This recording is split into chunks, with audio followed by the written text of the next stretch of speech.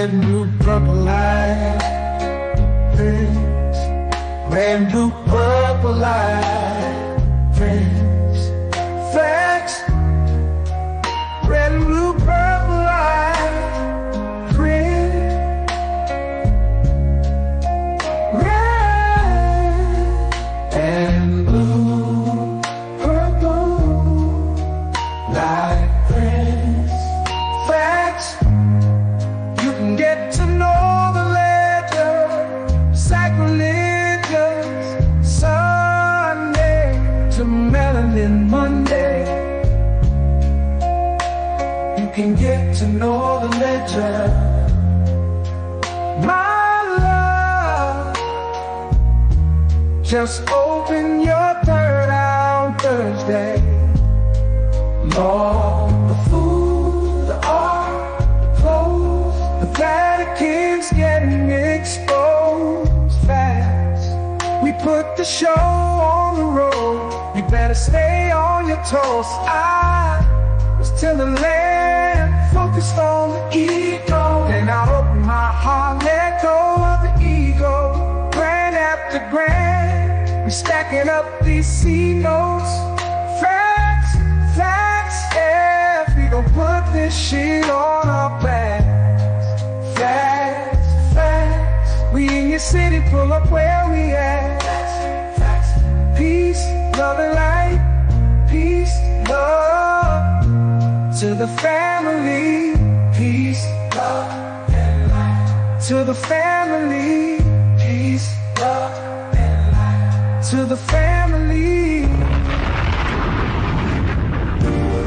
These days and time, black man, is going to be the time that you have been waiting for. You came here for a reason. Whatever pressure, whatever adversity, whatever the fuck you feel, I don't know what you feel, but whatever you may be feeling is going to push you and it's going to provoke you, and it's either going to make you or break you, similar to how pressure busts pipes or the shit makes diamonds. Peace to the family, peace to you and yours. Peace to the family, peace to you and yours. Welcome, welcome, welcome, welcome to another episode of Melanin Mondays. You are now rocking with the best. Yes, indeed. This is your host for the evening, Brother Red Pillar. Let me know how we sound on the audio. Let me know how we sounding on the audio. All right. And then we'll do the roll call and we'll get to the show. Okay, we will do the roll call and then we will get to the show. California, Cali in the building. All right, Minnesota in the building. San Francisco. All right. We got Bridgeport in the building. Shout out to the Bridgeport family. Salute. I'm talking about New Orleans. We got Decatur where it's greater. New Orleans. Cleveland. All right. Naptown. We got Gibson. We got Los Angeles. We got Rochester. We got New Bedford. We got the DMVZ and the BZ. I'm talking about. Shout out to y'all. Jersey, Tampa Bay. Okay. Yachttown in this thing. We got the BX in this thing. We have the BX punnet in this bomber clock. All right. Brownsville. Baltimore. Man.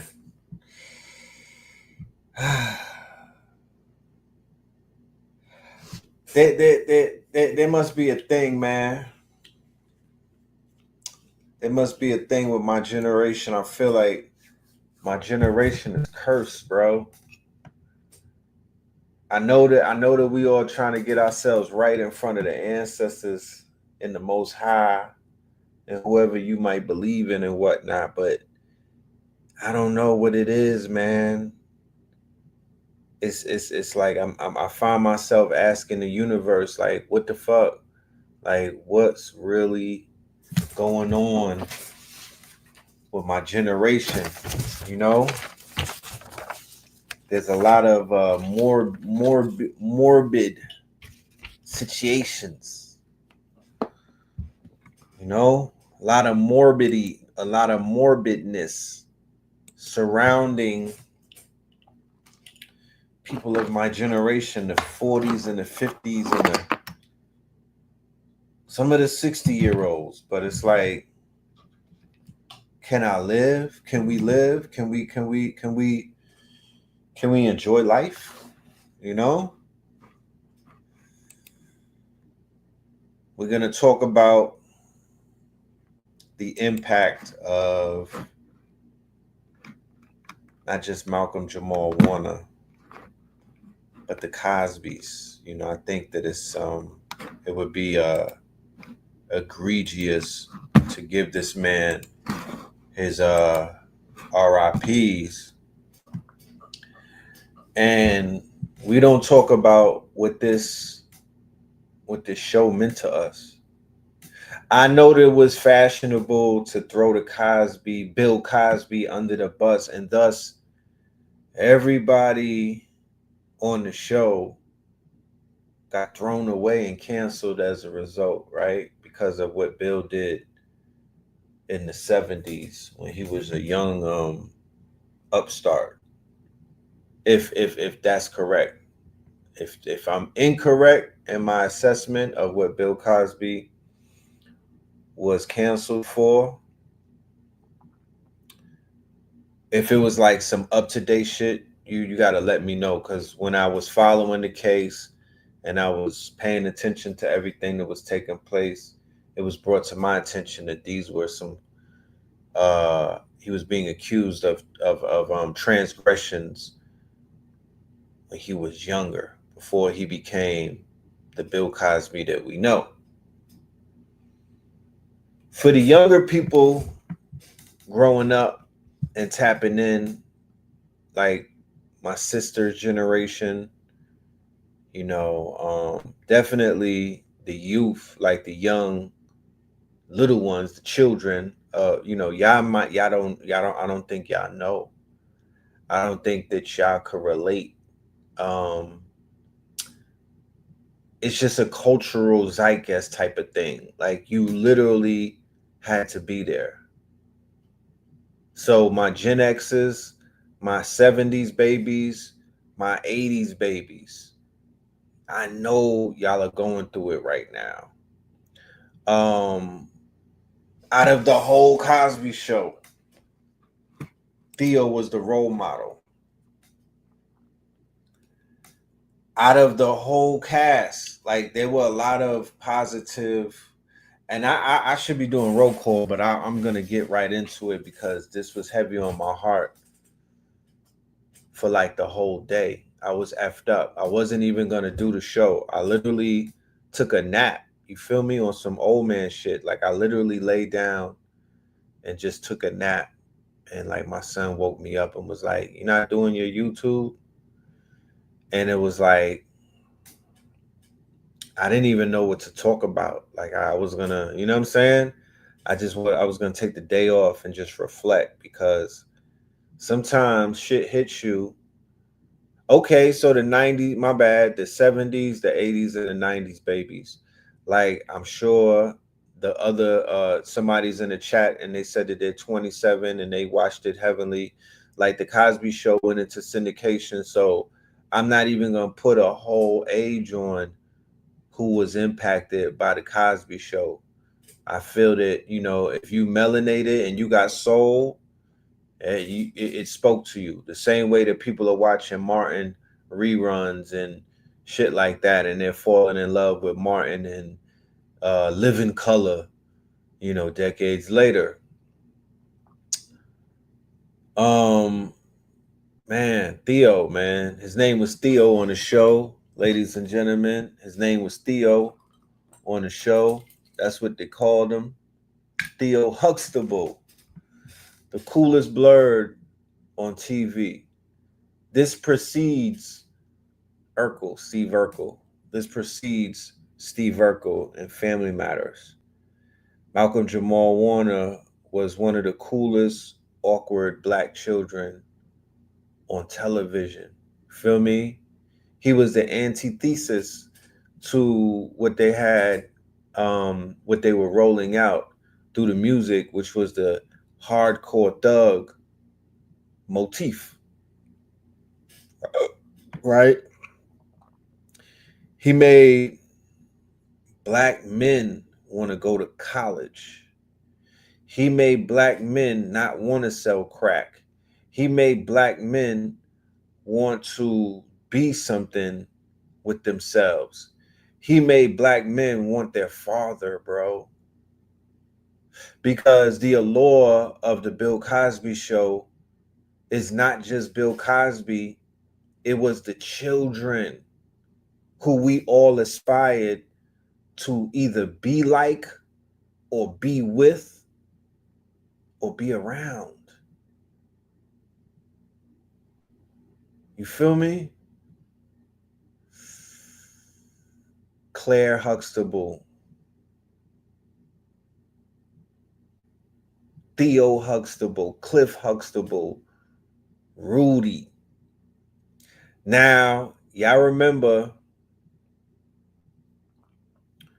when we were talking about Raven Simone a few episodes ago, right? She's not even in this picture. Raven Simone came on the show later on in the seasons. Like, the Cosby Show was already number one. It was already, and for family out there who may not be familiar, the Cosby Show was on a Thursday lineup on NBC. It broke records when it was on TV. It was one of the top rated shows in its era of great shows, right? But there was really no show that could compare to the impact of the Cosby Show, because the Cosby opened up Different World and a whole bunch of other spin-offs and whatnot. This was, quote unquote, for better terms, black excellence. You know, the pinnacle of black excellence. I'm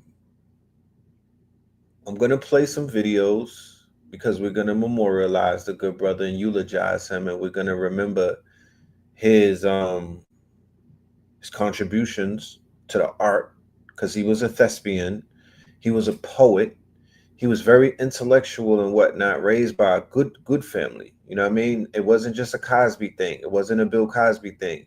He came from a quote unquote, he came from a foundation and whatnot. He already came from foundation. You could look at these children, Tempest Bledsoe. You notice she comes from something. You could look at Lisa Bonet. You feel me? You notice she came from something. Vanessa, Rudy, like, they did a great job with the casting.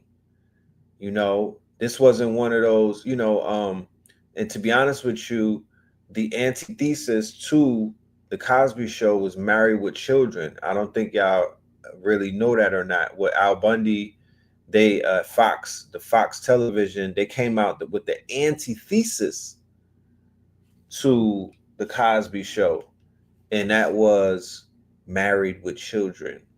So after Married with Children, you had this quote unquote descent into, like, it was almost like Ricky Lake, Howard Stern, shock jock slash trailer trash slash anti-hero slash degenerate television. They began to push that upon the people. The Roseanne Show, all the way up to shows like Shameless, right? Shameless is a well, let's go all the way back to Archie Bunker. Okay, let's go all the way back to Archie Bunker. It kind of starts with Archie Bunker. Maybe it even goes before Archie Bunker, but even Archie Bunker was like the antithesis to the Jeffersons, right? So then they were dominating television with with the Cosby Show, and then all of a sudden they come out with this TV show, this sitcom, and is dealing with dysfunctional families, and is dealing with a dysfunctional father, and is dealing with a dysfunctional quote unquote nuclear family, a white trash family. And prior to the Married with Children, you had The Simpsons. Okay, so The Simpsons was a spinoff of the Tracy Ullman show, right? The Simpsons cartoon used to be like a they would go to commercial and then they would play like a little cartoon, and it was The Simpsons. And I believe that even back then, was it silent or did they have sound and whatnot? But nonetheless, they spun off The Simpsons into a whole TV show and whatnot. And yes, The Simpsons went up against the Cosby Show time slot. Good Times. Yes, Good Times. Good Times was going up against Archie Bunker and the other shit with the white women, I think it was Alice and whatnot. Okay, so it has sound. There's a Simpsons the first Simpsons had sound, but it wasn't that detailed as the cartoon, right? No. Not one of these days. That's Honeymooners, right? Alice was Alice in the Diner, right? So the Fresh Prince comes after the Cosby Show, correct? The Fresh Prince comes after. The Cosby Show opens up the door for all of these black sitcoms that we're seeing and whatnot, right? Uh the Cosby Show. Well, then you had, well, let's go back a little bit further. You had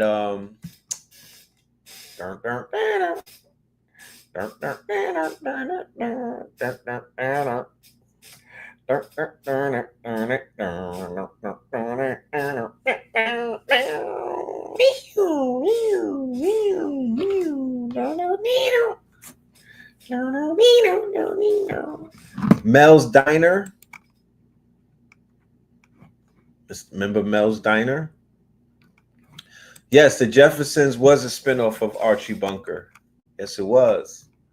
It was a spinoff of Archie Bunker. Sanford and Son, though. Sanford and Son, right?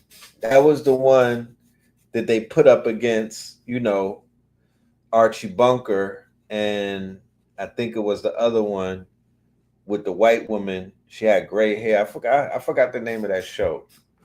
Alice and Mel's Diner, right?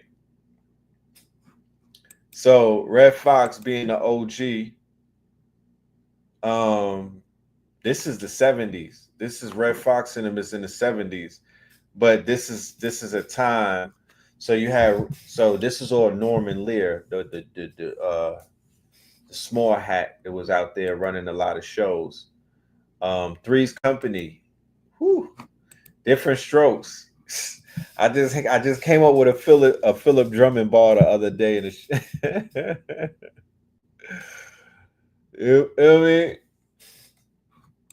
Um, okay, Mama's Family is a Cairo Burnett spinoff. Thank you. That's the one I was looking for. So you know, we get the Cosby Show later on. We get the Cosby Show later on, but it's a part of it's not, it doesn't stand alone by itself. It is a part of our quote unquote black sitcom experience where we had these shows that were kind of like, dealing with situational comedy and whatnot. And it was really giving white America and the rest of the world a kind of like a bird's eye view into our lives, right? So yes, Cooley High is linked to what's happening. That is definitely, they are in the same universe, I believe.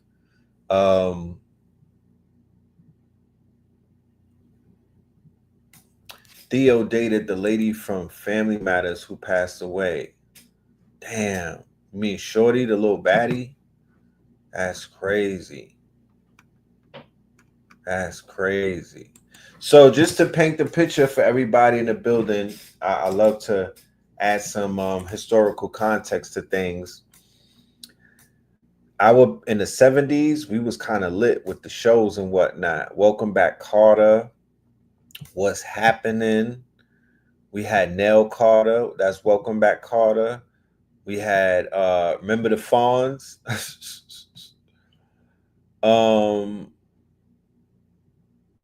When you go and look at these shows, you feel me? In hindsight, when you catch the reruns, some of them are in the some of them are in syndication and whatnot. You know, Give Me a Break. Give me a break. No, no, no, no, no, no.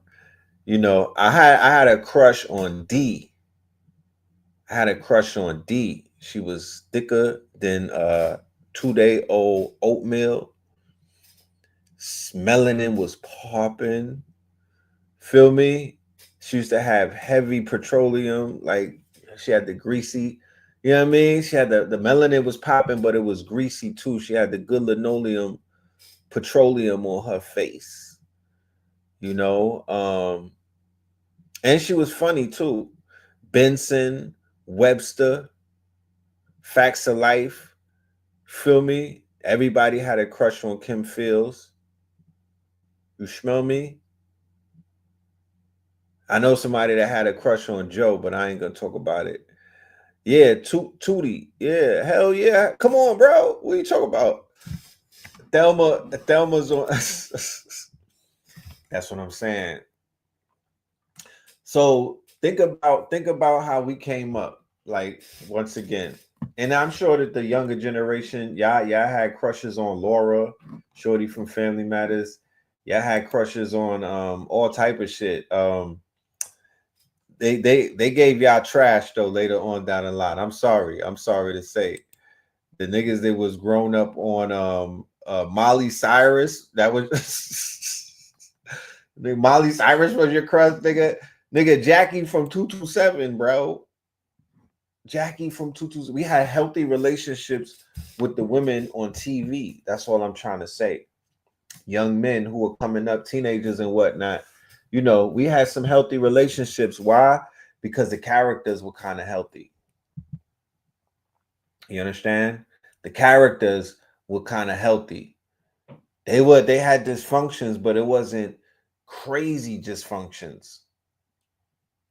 They wasn't crazy dysfunctions. Living single. Like so a lot of niggas was feeling Whitney, right? Jasmine Guy. You understand? Niggas had a heavy crush on Jasmine Guy, bro. From Different World. You know what I'm saying? Cree Summers. You know? It was real. You know? But then before that, the original crush that had everybody going crazy was Thelma from Good Times. Oh man, she's a looker. Lord have mercy. She was her, bro. Niggas was getting upset when she had a fake boyfriend on the show. Like, yo, what's going on? Like, what the hell? You know what I'm saying? It was a problem. But they gave us a lot of great characters for us to relate to and to crush on. You know what I mean? And to crush on because, you know, that's what it You said Jasmine Guy's solar flares is cooked. What the what does that mean? Janet Jackson might be the most, I think she might be the most crushed on character on black television. Even when she got burnt with the iron. Janet Jackson might have been the most crushed on sitcom character on black television. Let's just keep it a buck, nigga. Penny is untouchable. Okay? Penny, my nigga, was untouchable when she popped out. Cause she was already was she already a singer? Did we know that she was part of the Jackson family? Cause this is before Control and all of that Rhythm Nation, my nigga. This was fucking Penny, bro. You know what I'm talking about? Charlene and Penny is Janet Jackson. That's right. So she shows up on Fresh Prince, right? Is my does my memory serve me correct? But she's Penny. She was giving pressure to Tar Bridges on Different Strokes, and Penny was on Good Times. How did they do that? How did they? Oh yeah, the girl Lark Voorhees, pressure. A little a little bit of pressure. You know what I'm talking about? MJ was low key promoting her. Blasters. She was a lot. Yo, Penny was. Whew. She debuted a song called Dream Street on Fame. Wait, Penny was in. Janet Jackson was on Fame with Leroy and them. Oh shit. Okay. No one is beating Ashley Banks. See, that's the problem. That's the disconnect in so many ways. No, fam. No, that's not what's up. You know what I'm saying? I get it, but that ain't it. You know what I mean? Yeah. Ashley Banks. Yeah, real tough, but no, sir. I don't you obviously didn't go through your Lisa Bonet phase. You obviously didn't go through that. You know what I'm talking about? Because you wouldn't be saying all of that.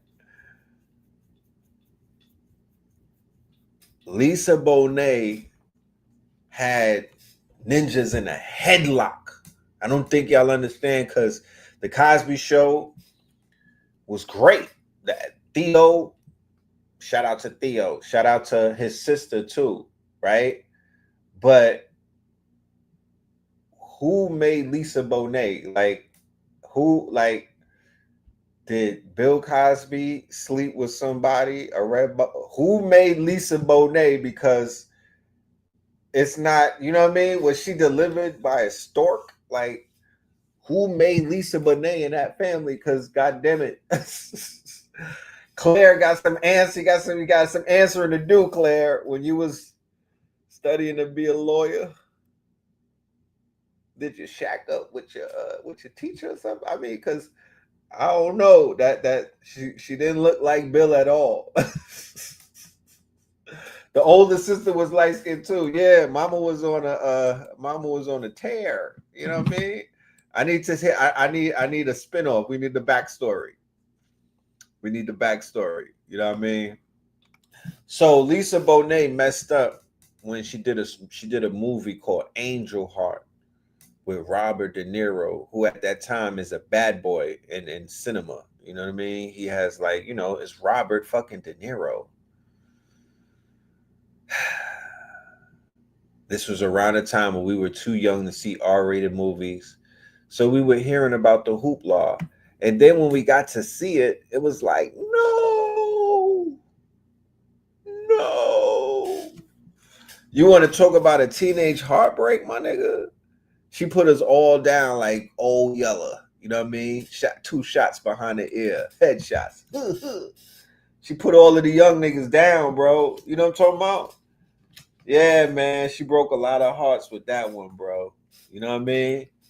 And I think after that, we was kind of like, we was on our revenge tour. Yeah, that was her Monsters Ball moment. Niggas was devastated, bro. We did not understand what was happening. Like, we didn't understand it. Okay, Mickey Rourke. To make it even worse, God damn it. At least she could have let Robert De Niro smack. Mickey Rourke smack. Mickey Rourke, the same nigga that cut the Phantom in half in what movie was that? Where he had the fucking electric shit. Was that what was that? That was the Avengers. That was one of them Captain America, I think. Shit fucked us up, bro. Then we were reeling, okay, Iron Man 2, right? Mickey Rourke, is he a dope fiend or something? Like, was he on coke, my nigga? Because he was playing the devil. Understand, it's not just a regular white guy piping down a red bone and whatnot. In Angel Heart, it was assumed that he was the devil. We can't do nothing with you, Lisa. Not after that. You know what I'm talking about? We can't unsee that, Lisa. I hope they paid you 10 figures for that. You know what I mean? Because goddamn it, you threw your whole shit away. You threw your whole shit away. Shit crazy. Sin City. Sin City, yeah. Wasn't he in Sin City, right? With the cut up face. He was in a movie with Tupac, right? And then she had the baby with Lenny Kravitz. And even that was giving side eye. Niggas was like, nah, we didn't approve of that. This nigga Lenny be walking around. We didn't approve of that. What the fuck? What's that about? Yeah, so after she got dropped off, she went and had a child. And back in those days, that shit wasn't really, you know what I mean? It was like, did Bill say you could do that? Did you get did Bill co-sign that shit? Because we was looking at Bill and he was looking pissed off. I think she's the reason why he did the pound cake speech. Nigga, Bill was tight after that. And he didn't untight himself. Yeah, the daughter's a baddie too. We fuck with Zoe. It just that we was there when it all went down. We know Zoe's moms. We know Zoe's moms, bro. It's a different type of relationship. You know what I mean? It was a different type of relationship. So our roster, this is young 10 and 11 and 12-year-olds. Our roster was mean back in those days. The 10-year-olds of today, their roster includes Meg Thee Stallion, right? Stud. What's the girl's name? The two studs that was at the WNBA, Stud Buds. You niggas roster Stud Buds. Brittany Rayner, nigga. Ari Fletcher. You got and Glorilla. Y'all niggas got trash. How about this stuff? What are y'all? Yeah, what are y'all stuck with? India Love and Ruby Rose, nigga? To this day. We had a classy roster. I beg your pardon. We had a classy roster. We had some fairies in our life. Rosie Perez, Do the Right Thing, the opening scene. I didn't even see the whole movie. I kept rewinding it. You understand? You niggas are stuck with B. Simone. You stuck with B. Simone. That's Bay right now. You stuck with B. Simone. India Love. What the helly? Glorilla. And Sexual Red. I mean, God damn it. You know what I'm saying? And Cooking with Kaya. Like, we had Lisa Bonet. Nigga, some niggas was on Tempest Body. We had Tempest Bledsoe. We had Lisa Bonet. Okay. We had motherfucking we had Thelma, wherever the hell she was at. We had Thelma. We had half of the cast of 227. You know what I mean? Because Jackie was popping. The young girl that Calvin was chasing, she was popping. You see me? Yeah. Clark, Clark from Mo Better Blues with the Anita Baker haircut. Oh my goodness. I hated Wesley Snipes for like 3 years. I'm like, nigga, you slept with Denzel's girl? Nigga. I think I was the reason why he went to the feds. I was throwing juju on him. Nigga, the fuck? How dare you sleep with Denzel Shorty in the movie and had them all fucked up? You know what I'm saying? The hell is going on? Angela Bassett. We had a crazy lineup, bro. Young Janet. Gerald said that Sexy Red is beautiful. We had a lineup. We had Apollonia, Lisa, Pebbles.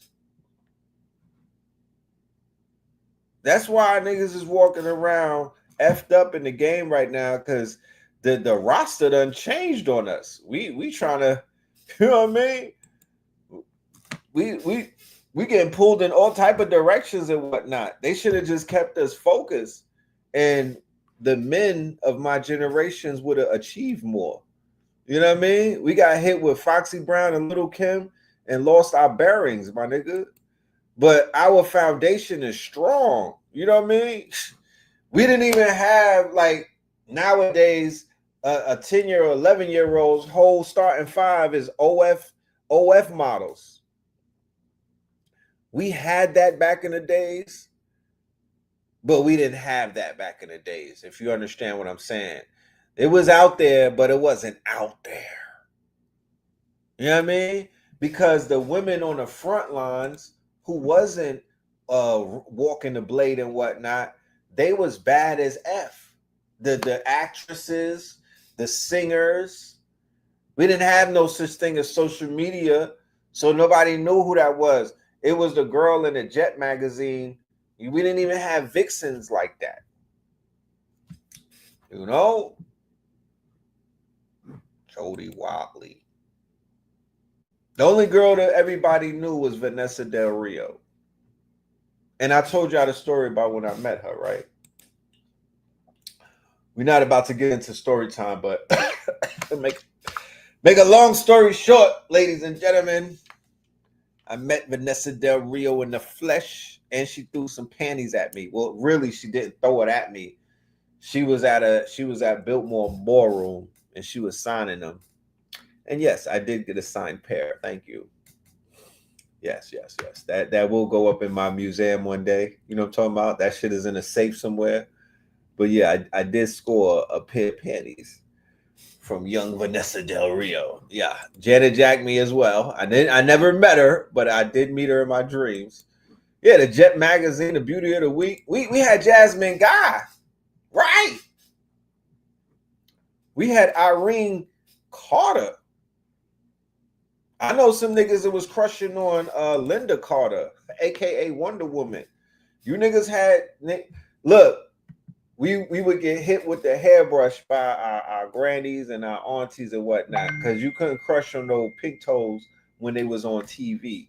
Like when Bo Derek came on, niggas' grandmas would turn that shit off. You know what I mean? We couldn't be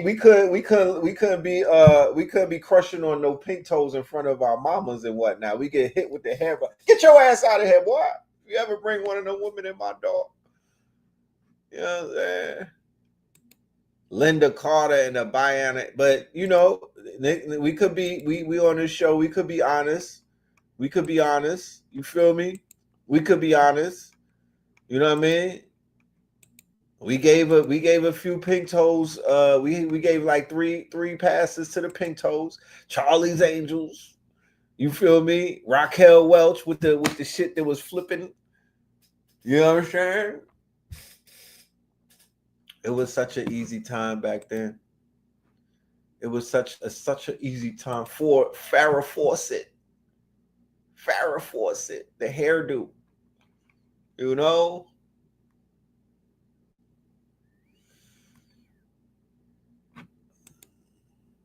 Nia Long. Lola Falana. Oh, you going there. Wow. You going there. Wow. You said Pamela Anderson got a pass. Do you need me to pull up Pamela Anderson right now, family, and show you Pamela? You should. Gerard, conscious men shouldn't like melanin deficient mulatto women, right? Batman, Eartha Kitt. Man, Eartha Kitt. Big pressure. Big pressure. Pam Grier. Yeah, but niggas can't act like Three's Company when y'all was watching Three's Company with Suzanne Summers, when y'all was watching Raquel Welch. You feel me? When y'all was watching Heather Locklear on 21 Jump Street. Come on, fam. You feel me? We just being honest, you know? We just being honest. We just being honest. Michelle Pfeiffer on Scarface. We just being honest. You know what I'm saying? Winnie from Wonder Years. Come on now. You know? We was juggling. You know what I mean? But it wasn't, it was like, it was a pink toe appreciation from afar. Pink toe appreciation from afar. And for the ladies in the audience, y'all was chasing down motherfucking Hasselhoff. So please, okay? Y'all was chasing down David Hassel. What's my nigga name? Knight Rider. Y'all was chasing down Mr. Hasselhoff. So please spare me with the bullshit, okay? You keep bringing up Topanga. Mia Campbell. Oh, man. So anyway. So we've all gone through this together as a people. I don't ever want y'all to feel like, you know, that we haven't. All generations went through some of the similar same things and whatnot. I just think that they watered that shit down a little bit for this newer generation. They had y'all crushing on the shorty from the Teenage Mutant Ninja Turtles. What was her name? Alice? You know what I'm talking about? Yeah. Like everybody was chasing down Chad or Tad from All My Children. Let's just keep it a buck. Let's see, yeah. Let's keep it a buck. Your crush was John Travolta. Like we look. This is therapy for us. You know what I'm saying? We're all just letting it go. Daisy Dukes of Hazzard. We gotta get this shit out of our system, man. You know what I mean? Bo Derek with the fucking cornrows. Like, come on now. Robin Gibbon. I was scared of April O'Neil. April O'Neil from the fucking Turtles. Niggas was on April O'Neil's body. After the Robin Givens interview, when she had Mike Tyson on the couch, I could not look at her ever again. She was like Medusa in the hood. Niggas would turn to stone if they looked at Robin Givens too long. That was enough for me. I seen enough. She lined my nigga up like Steve Harvey's barber. You know what I mean? She lined my nigga up like Steve Harvey's barber. Something terrible. Oh, Lord. All right, so let's go down this rabbit hole and whatnot. Let's go down this rabbit hole, the Theo Huxtable rabbit hole. Now that we oh man, Blair Underwood had all of y'all women under pressure. Y'all was ready to get under the wood. LA Law. I remember the show clearly. LA Law. And y'all wanted Burt Reynolds. Let's just keep it a buck. Let's all get the holy water. Let's all get baptized and move on and whatnot. Let's all, you know what I'm saying? Punky Brewster and her homie. I was like, damn. Punky Brewster had a pump back there. and then y'all fell for Shamar Moore. That's when I lost faith. I was like, really? This nigga's wearing a man unit. They was like, no, that's Bay. Oh my goodness, he's so fine. That's when I was like, yeah, they go for any they going for any light skinned nigga with a cornroll and whatnot. Y'all fell for the Jamal Moore shit. You know what I mean? Y'all fell for that. Kind of find out that was really Milli Vanilli. Y'all fell for the Jamal Moore shit. Nigga, y'all was on Milli Vanilli body. Tom Selleck, huh? Magnum PI, huh? Hopping out the motherfucking Lambo, nigga, or the Ferrari, or the Rari. Come on now. Come on now. We just gonna keep it respectful. All right, so let's get into this Theo Huxtable, some flashbacks, so we could all, fill our hearts with joy for the memories, and let's bring these memories back. Dad, when I wear this on my date with Christine, oh, she is gonna die. Husband does it again. How much is it? See the label? Gordon Gartrell. This is the shirt. Gordon Gartrell is a big designer. Check out these details. How much? But the real thrill is the fabric. It's pure silk. Are your hands clean? Doctor's hands are always clean. Then why are they always washing them? How much? How much? How much? Dad, if you want quality, you're gonna have to pay for it.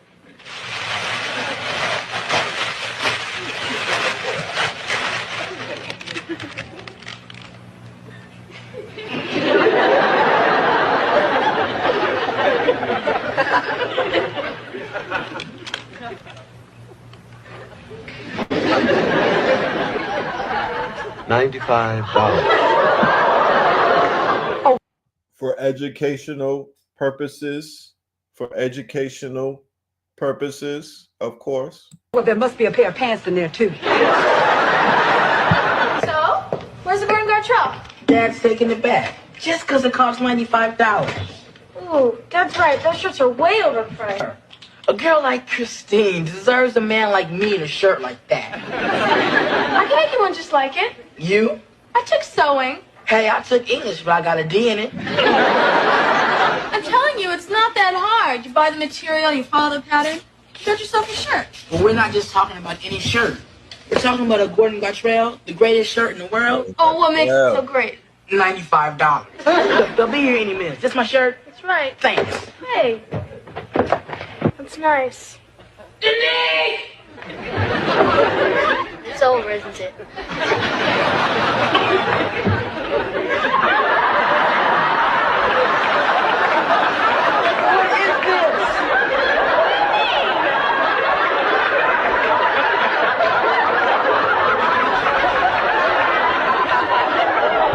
this my shirt? Is this the shirt I paid $30 for? Is this the shirt they're supposed to think is a Gordon Gartrell? You don't like it? Ask me the question again. You don't like it? I hate it. Look at it. Oh, it's the ugliest shirt I've ever seen. Hilarious. No pleasure to talk about some of our fondest memory creators meeting tragedy. For many of us, Malcolm Jamal Warner was the big brother we looked up to on TV. Theo Huxtable with his fresh fade, Cosby sweaters and all wasn't just a character, he was an era. And now, at just 54 years old, he's gone. While on vacation with family in Costa Rica, Warner was pulled into a deadly current and drowned. Bystanders and first responders tried to help, but they could not revive him. His death echoes the cruel irony of a man who brought so many smiles, now taken by something silent and swift as water. But he was never just Theo. He won a Grammy for his spoken word tribute after Sandy Hook. He played bass, wrote poetry, acted on stage, and co-hosted a podcast. He was the producer on The Magic School Bus, directed Fresh Prince episodes, acted in The Resident, and dropped the Barfield Hiding in Plain View just a year later. He was living art, on and off screen. Malcolm showed us the depth of black manhood. From vulnerability to creativity, his passing reminds us, legacy isn't just about what you leave behind. It's about who you were while you were here. Rest in peace, Malcolm Jamal Warner. We saw you, even when you felt like you were hiding in plain view. Yeah, the thing is, Malcolm was heavily tapped in with this community.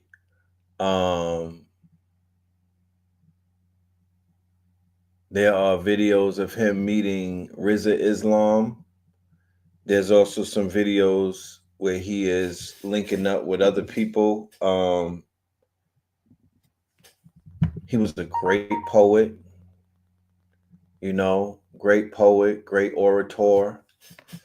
You feel me? And I'm just glad that his works is being discovered now. Once again, unfortunately, Dad, when I would. unfortunately, It brings me no pleasure. it's after he leaves. You feel me? But nonetheless, you know what I mean? It's still people This are young man discovering come in, his we give great it work. to him. You know what I mean? Even younger people are reluctant to watch the syndications of the Cosby Show now. You feel me? Because of his contribution and whatnot. And when they see their parents go through so much emotions, right? Any child who understands the emotional intelligence of their parents or their aunties and their grandparents and whatnot, they'll realize that this person had a great impact on their lives, whether it was their childhood or their adulthood. Because a lot of people is like, that's my childhood. But my father, you know what I mean? He's like, yo, that's my adulthood.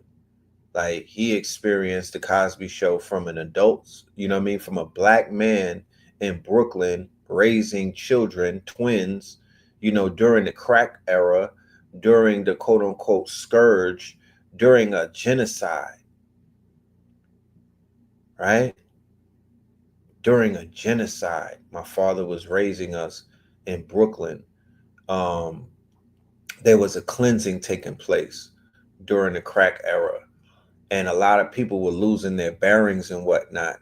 So my dad, he was really drawn to Bill Cosby, and we would watch the Cosby Show as a family on Thursdays.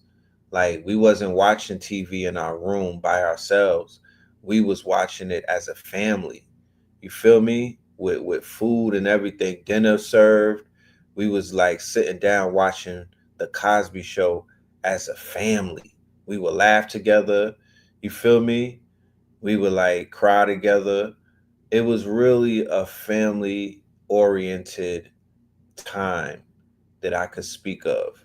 And it just didn't end with the Cosby Show. Different World will come on. You feel me? Other shows and whatnot. You know, so my dad, when he was watching the Cosby Show, he was seeing something different than what we were seeing. We were mostly looking at the younger talent, the children and whatnot. And my dad was relating to the older cast, the grandparents, the father, the mother, Claire, Cliff, and stuff like that. So this was a whole family experience. And it was the culmination of these sitcoms that I rolled out, that I was talking about, that came out in like the 70s, the Good Times. It was the continuation and the culmination, or rather the what's the word? The continuum of these different coming of age black sitcoms, black dramas, black dramedies, black comedies. You know what I'm saying? Black, what I mean. FBA, Afro American. What you know what I'm saying, right?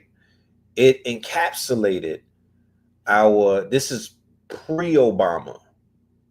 This is pre-Obama, right? So that's a whole nother a world. It's a whole nother timeline in a sense. Pre-Obama. I'm glad that they were able to capture the innocence of Black America. I'm glad that they were able to capture the quote unquote, just our organic love for one another. This is a TV family, but the chemistry. Nobody couldn't tell us that that Theo wasn't Cliff's son. Nobody couldn't tell us that Bill Cosby wasn't Malcolm Jamal Warner's dad, bro. You know? That was his father. And that was our father. And Theo was our brother. You understand? We were a part of that family, dog. We was a part of that family, dog.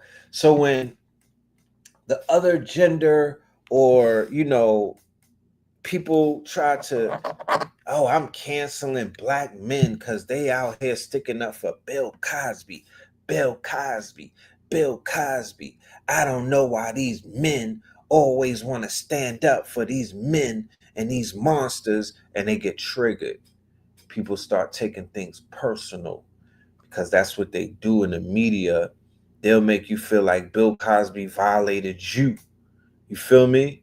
But our love and our appreciation and our loyalty to Bill Cosby, it goes a little bit deeper than what people may even realize. It's like we haven't really been able to sit and unpack, the assault of what was taking place with this quote unquote tearing down. It's not the Bill Cosby tear down, it's everything that he built, as if that everything that he built and what he contributed to our culture should be erased, and it doesn't hold merit. And I'm here to let you know, nobody in the history of Black America put out a show as great as the Cosby Show. I mean, fuck all of that other shit that they be talking about with married with children and all of that stupid shit that they try to make cool and whatnot. There was nothing in the history of syndicated television, right, for this era. I'm not gonna gate the other eras, but for this era that helped get us out of the situations that we could have all been put in, right? Because the Cosby Show was not just a show, it was a movement. It was a moment in our history, and it gave us the quote unquote, it gave us the impetus to want to be professional and want to be great. Yeah, we was on our nigga shit. Yeah, we was on our freaknik shit. Yeah, we was on our hop off the porch. We was on our gang shit. We was on our West Coast gang bang shit. We was on our motherfucking gangster rap shit and all of that, right? But we had a balance. Why was the freaknik, or why was the Greek Fest popping like that? Because niggas was in college. Why were they in college? Because they were encouraged by quote unquote their parents first and foremost, because that was a thing back then. But they were definitely encouraged because they had something that was called a point of reference, that they could be like, yo, I want to be like the HBCU on Different World. I want to meet me a Whitley. I want to meet me a Cree Summers. What was Cree Summers' name on that show? She's the prototype for all of the baddies with curly hair that be on their bohemian shit. Cree Summers, your mother. Okay? That's mother. Freddie.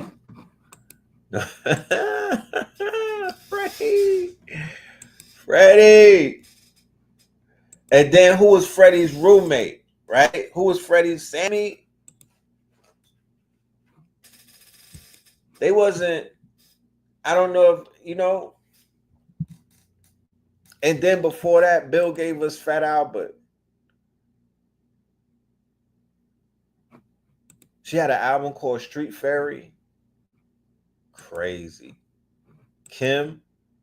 Okay, Kim. Kim was a baddie.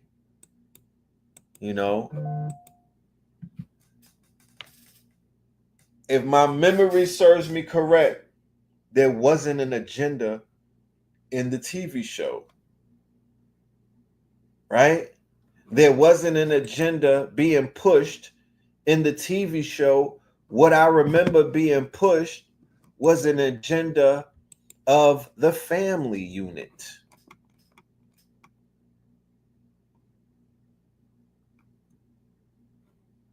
I could be wrong.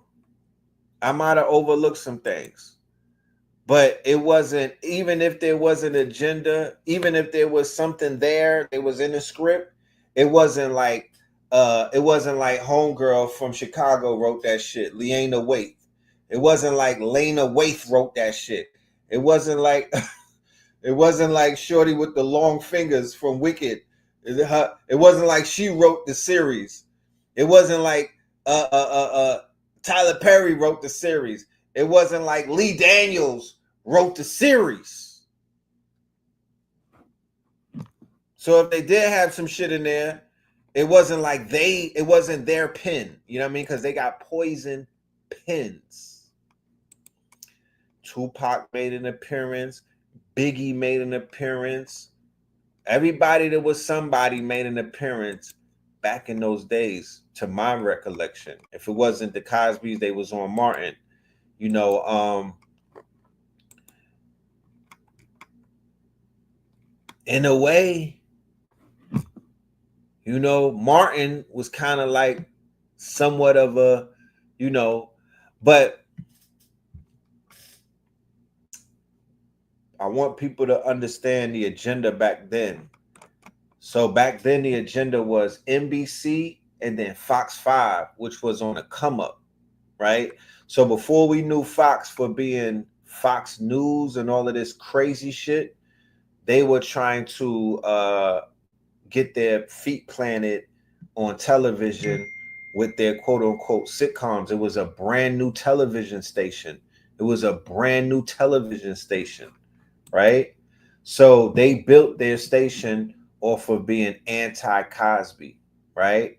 Fast forward, you know, they're the anti-blacks channel. They're the anti, you know, melanated channel type shit, right?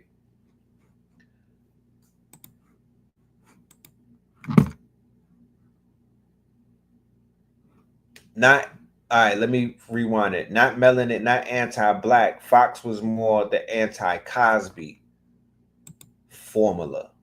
They wasn't dealing with none of that functional shit. It was all dysfunctional over there. They was dealing with all dysfunction over there. You feel me? They was dealing with the dysfunctional shit.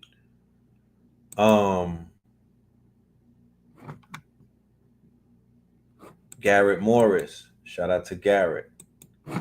So let's play some more clips, some more Cosby stuff.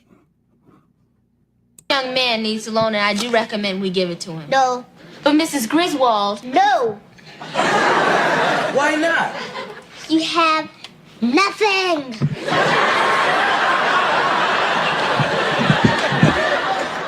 Look. Okay. So Living Color was on Fox. Was Martin on Fox? Was the Martin show on Fox? Or was it on UPN or something? Let's hit those likes. Okay. Martin was on Fox, right?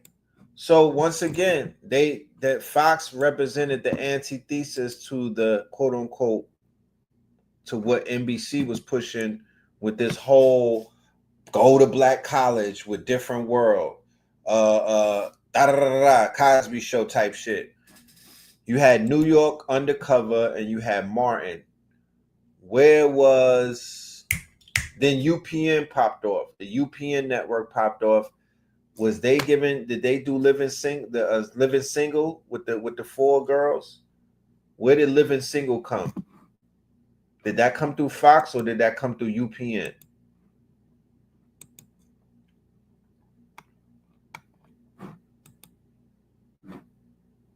Jamie Foxx came on after. Yep.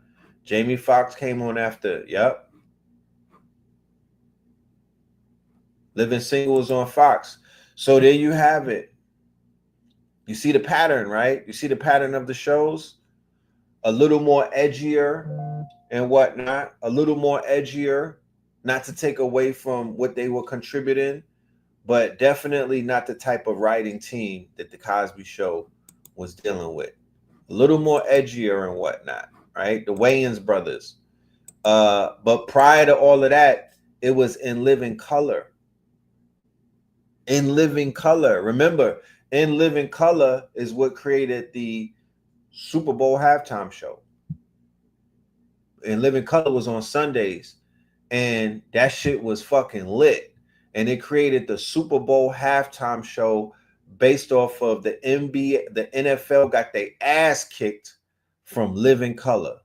And they said never again. And they started the halftime show because during halftime of the Super Bowl, motherfuckers went over to Living Color and they lost their audience. Mad TV, yep, Fox, all dysfunctional shows. You know? Then you had The Rock. Then Rock came out. After Rock was Family Matters. Right? Because Rock was before Family Matters. Right? Charles S. Dutton. Yeah, they popped up with MJ the next year, right?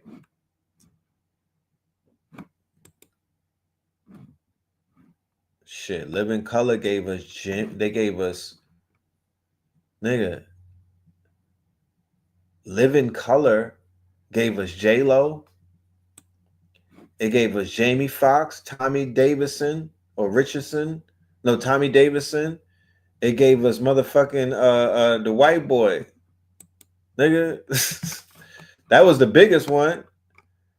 You know? Gave us Jim Carrey, man. Fire Marshal Bill. Let me tell you something. Like, what? David Allen Greer. People be talking about Saturday Night Live and nigga, In Living Color over Saturday Night Live. In Living Color over any what they call improv comedy sketch show. There's no show in the creation of shows that is better than In Living Color, bro. And that shit still, if you could put on In Living Color right now, and that shit will have your sides hurting, bro. Like there's no other sketch comedy show, improv, that's fucking with In Living Color. And it doesn't necessarily get the props that it deserves and whatnot. But bro, I did not laugh at Saturday Night Live the way that I laughed at In Living Color. In Living Color is black humor. Now, Def Comedy Jam, that's different. That's a comedy show that we can't talk about Martin when Martin hosted it. Now, that you can't put that up against because that's not a sketch show. That's not improv. That's a comedy show. So Def Comedy Jam was the shit. Now, neck and neck, I would say neck and neck would be Chappelle's show. It deserves to be said. It deserves to be said that yes, those 2 seasons of Chappelle are golden. But it's not fucking with In Living Color. Why? In Living Color has more, in my humble opinion, it brought you more IP, more characters. It gave you 2 snaps up in the fuck, hated it. 2 snaps up in a circle. It gave you Handyman. It gave you Homie the Clown.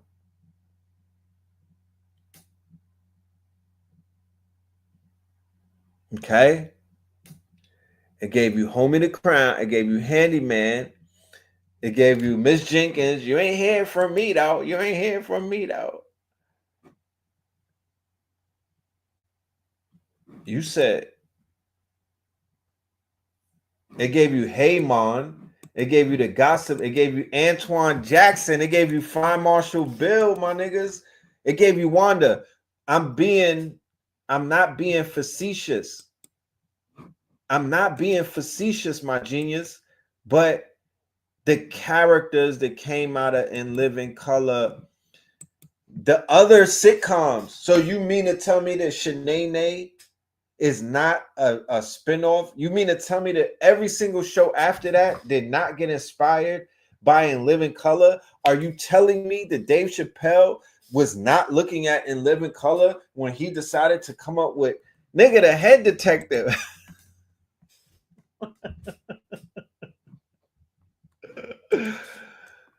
My nigga with the prison monologue. Is that what's his name?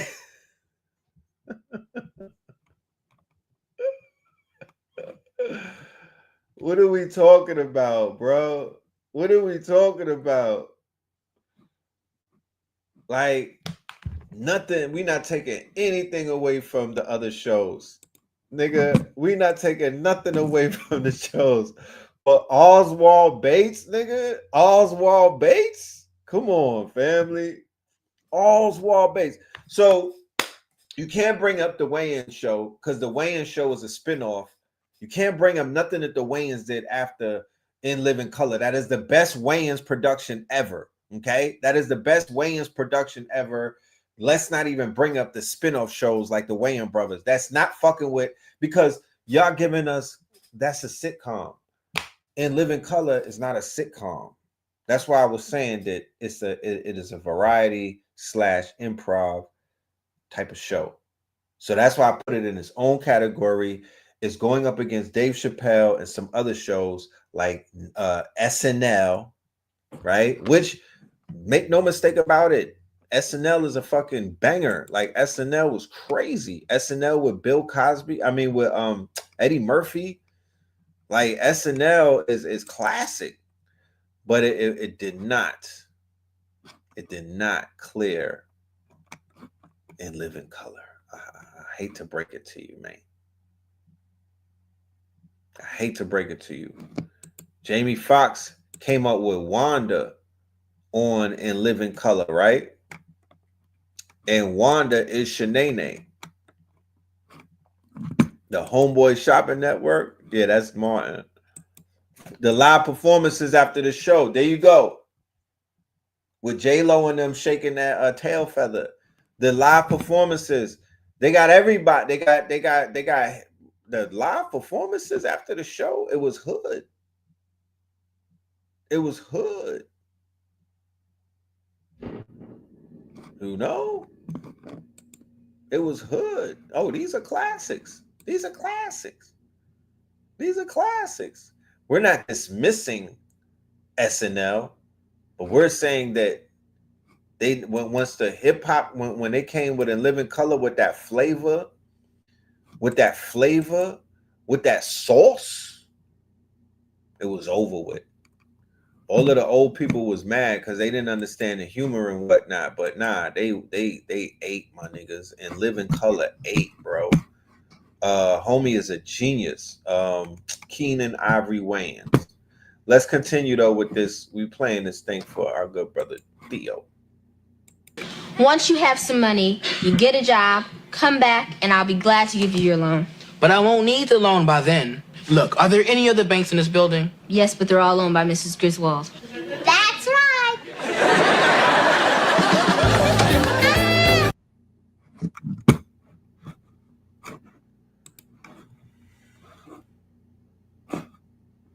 This was his last IG post. This was his last IG post, y'all. Check it out.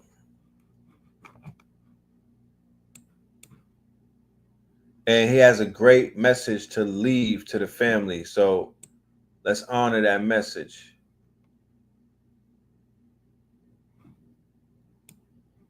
Hold on. Fondest memory creators meeting tragedy. For many of us. What's good?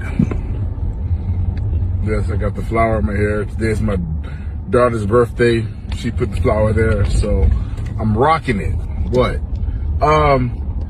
It's a beautiful day here in Atlanta. I just wanted to shout out and just spread some love and some good cheer. And you know, life is out here lifing, right? For me and for everybody else. But just wanted to remind you, as I remind myself, that no matter what's going on, there's always a reason to smile. Like, if you just take a minute to stop and take stock, I guarantee you can find at least one reason to smile. And if for some reason you can't find a reason to smile, then that's probably the best time to be the reason for somebody else to smile. So, find a smile for yourself and be a reason for someone else to smile. That's all I got. Listen to love because it's been a minute. Peace and love, and I'll be back soon.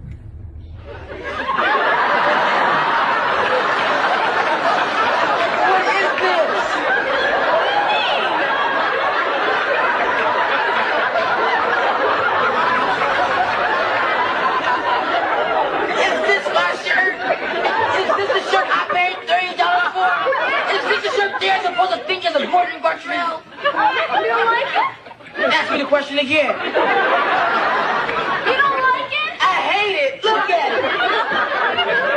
Oh. It's the ugliest shirt I've ever seen. It's not that bad, is it? It's better than I could do. Look at these sleeves. My arm is the same length. Wear out my sleeves. This collar's all crazy and its inside is too big. Well, maybe you tucked it in a little more. It's tucked into my sock.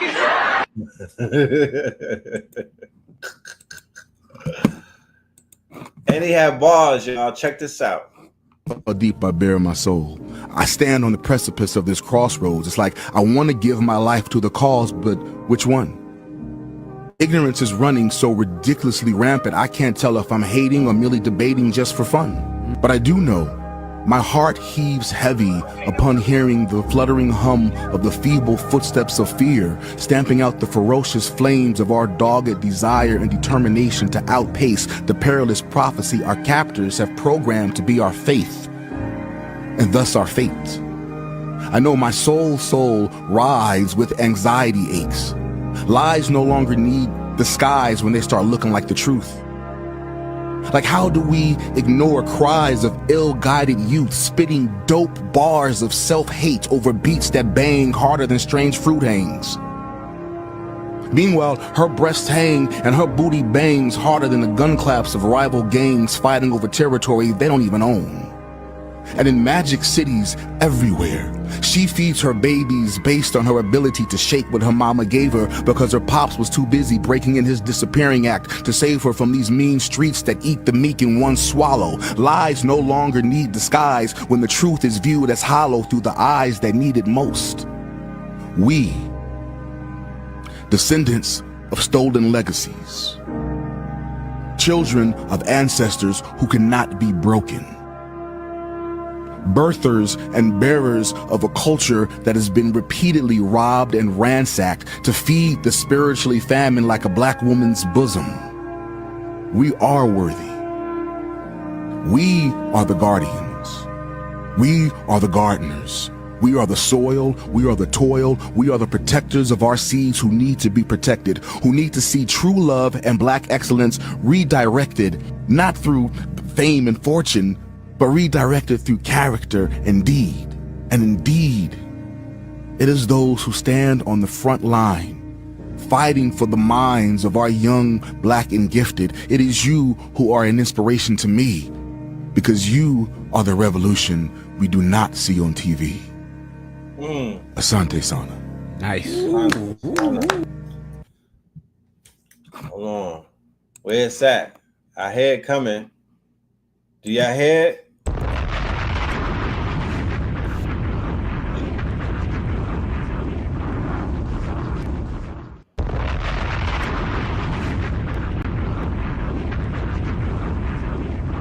So,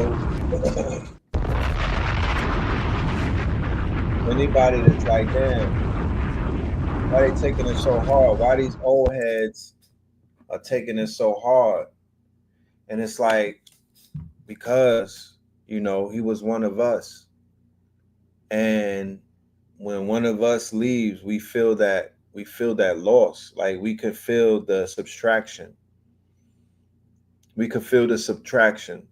We did gain one. We gained an ancestor. But once again, how many of us are going to leave without knowing that we're loved? How many of us are going to leave unappreciated? I think that's the biggest crime. You know, there's so many of us walk around and they're like, yeah, he's old. He's not popping. He's not lit anymore. He's expendable. You know, he don't have motion. And so many of us don't know how important we are, or how integral we are to people's lives until we leave. You know, that's just one of the caveats of being on this prison planet, that you're not going to realize your impact until you basically are no longer here. You know what I mean? That's just what it is. But a lot of people are taking this one very personal. That's what a lot of people are saying. Like, we do these eulogies a lot. You feel me? We do these eulogies a lot, and we've come to the conclusion, and we've come to the understanding that we are the children of the baby boomers, and the baby boomers, you know, a lot of them are checking out.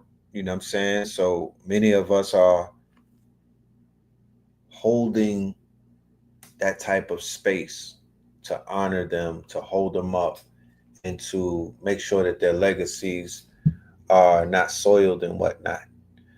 But yeah, this is something that you know what I mean. It's it hits because it's part of our childhood. Our childhoods are sacred. Our childhoods are not only sacred, but our childhoods are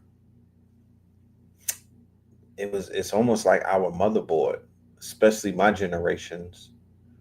You know, our childhoods are like our programming motherboard slash foundation.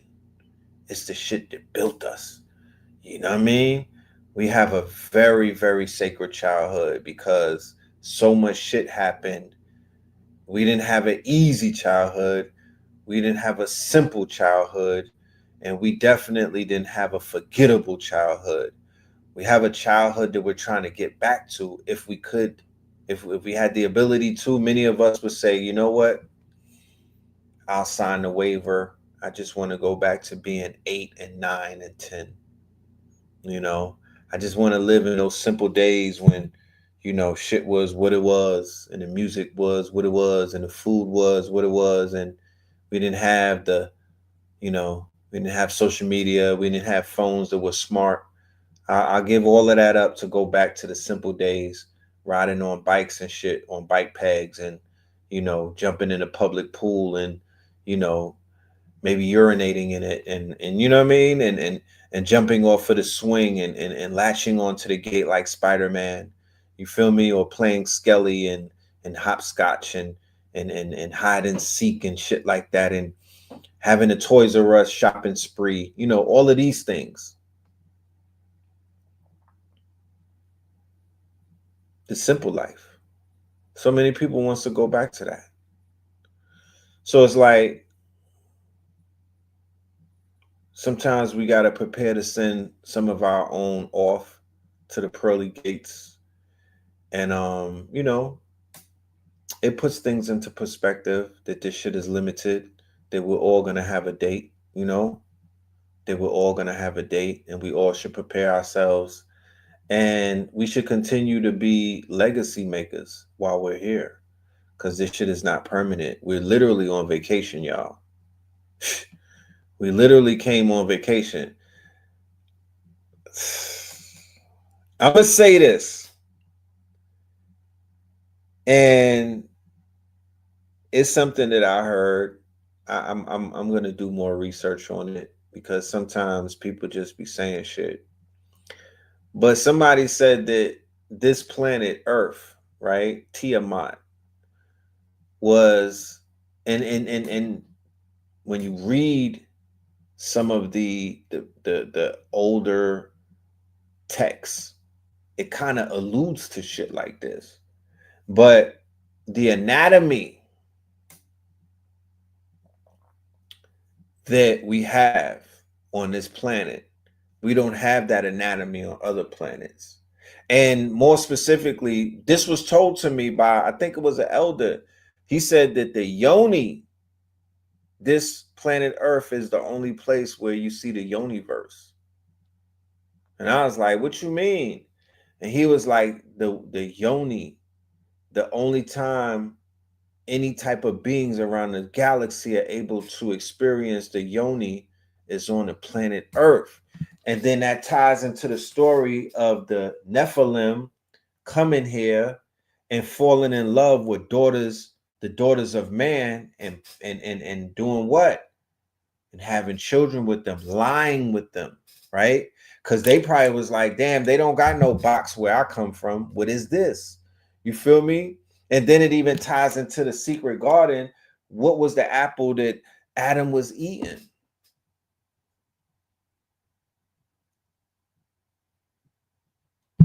What was he in the garden chewing on? But they said that, and I'm still doing the research. I'm about to ask not even Chat GPT. I'm about to ask some of my alien master teacher niggas, like, yo, do they got yonis on Pluto? Like, are women walking around? You know what I mean? Are they smacking bellies? Because on Star Trek, he was moving around smacking everything. You know what I mean? Captain Kirk was yo, beam me up, Scotty. I done smacked the purple buns. Feel me? I done smacked some purple buns, my nigga. Beam me up so I could take a shower. Type shit. Captain Kirk was pimping galactically. But then when you think about it, I don't know, because I don't hear many stories about, you know, entities on Mars giving birth. You know, they could just give birth by thinking, like, yo, I spit you out through my brain. There's not a lot of birthing stories on other planets. So they was like, yo, it's mad entities that's coming here just to skeet, my nigga, just to have the experience of the great old skeet, my nigga. That's what I was told. That's why everybody comes here. But outside of that, yeah, he had cosmic riz. Captain Kirk had the cosmic riz, my nigga. And my nigga Lando was popping out. My nigga Lando was in the Millennium Falcon. Like, yo, I got a date and 2 and 3 light years away in around 8 o'clock, my nigga. Han Solo, I'll be right back. I'm finna go smack some bellies. Buck Rogers, nigga. I remember there was an episode of Buck Rogers where the little niggas that look like Ewoks, they made the lady's shirt pop open and she had boobies. And I was like, I was stimulated. I was a young nigga. But then I felt kind of a way and I was like, nigga, that's my girl. What are y'all doing? What are y'all Ewoks doing? Back down. Like, stand down, little niggas. You know, so I don't know. I'm gonna keep doing the research about yonis in the universe, and I will get back to you because it really makes sense. It really begins to make sense. Like, you know what I'm talking about? You know, is there Lilith in other galaxies? Is there Mary Magdalenes in other galaxies? Because you don't hear about that. You don't hear about thoughts coming from Saturn, right?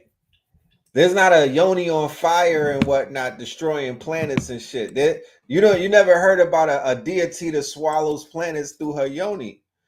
This is some Earth shit. You know, this is some Earth shit. You don't hear sexual stories outside of the Earth. The Earth is the Playboy mansion of the galaxy.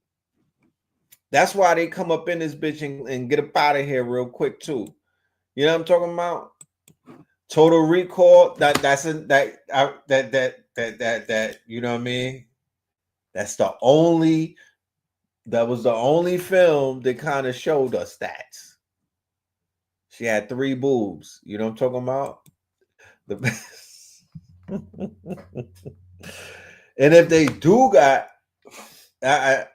they said it was, yeah. If they do manage to have some box, legend has it that it's trash.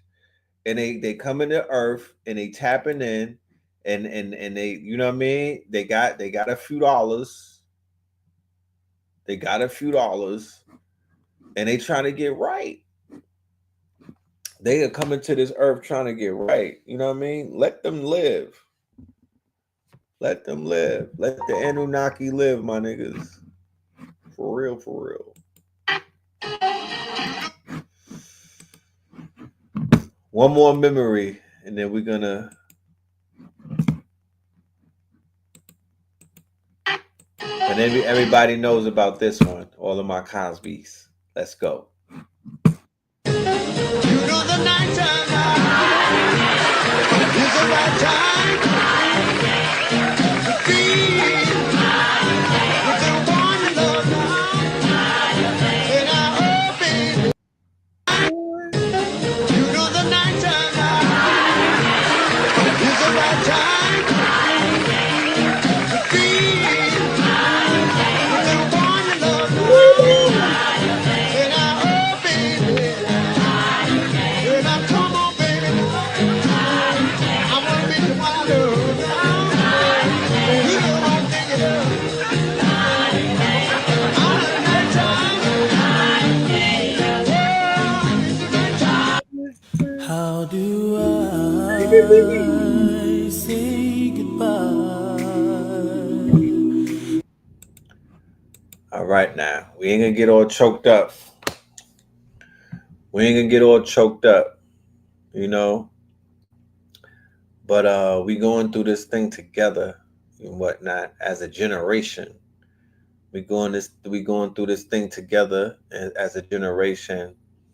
Bring back the Cosby Show. Hashtag. Bring back the Cosby Show. Let's stop the bullshit. Feel me? They didn't take Harvey Weinstein movies away. They didn't take motherfucking Roman Polanski movies away. Every single movie that Donald Trump is in, they didn't take that away either. And this nigga's convicted of 38 felonies and he's a rapist. Yes, I said it. He's a fucking piece of shit. He is a sadomasochist, right? And he's on the Epstein list. So they need to take anything. I seen The Apprentice on TV the other day. Woody Allen films is still playing. Roman Polanski is still playing. Bring back the motherfucking Cosby Show. Respectfully.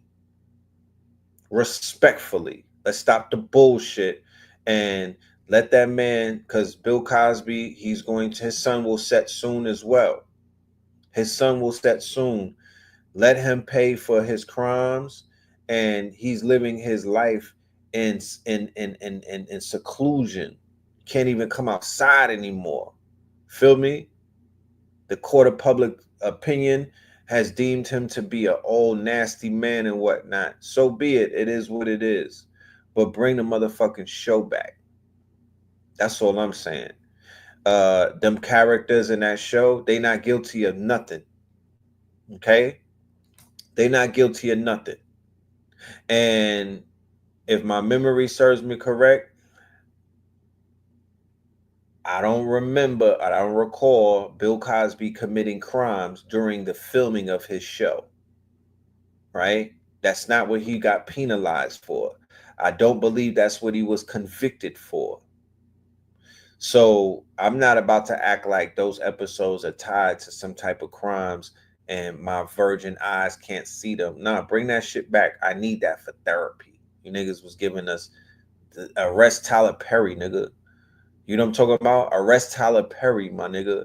Arrest Lee Daniels. Arrest Lena Waithe, niggas. The fuck? I had to go through that shit. So, mind you, you know what I mean? They gave us all that. No, nigga, bring the Cosby Show back. I need that for mental therapy. I didn't realize how much I needed it until I started watching these clips. And I'm like, these are therapeutic for me. There's something about my childhood that I still have to settle and whatnot. And I'm able to settle things. You know the night time is the right time. You know? I want that shit in syndication, not on Tubi, not on some defunct. I want them to give it its glory back because they stripped that shit of its glory on some Obama shit. They stripped it. They stripped it. They devalued it. They devalued that shit, and that's a crime. You feel me?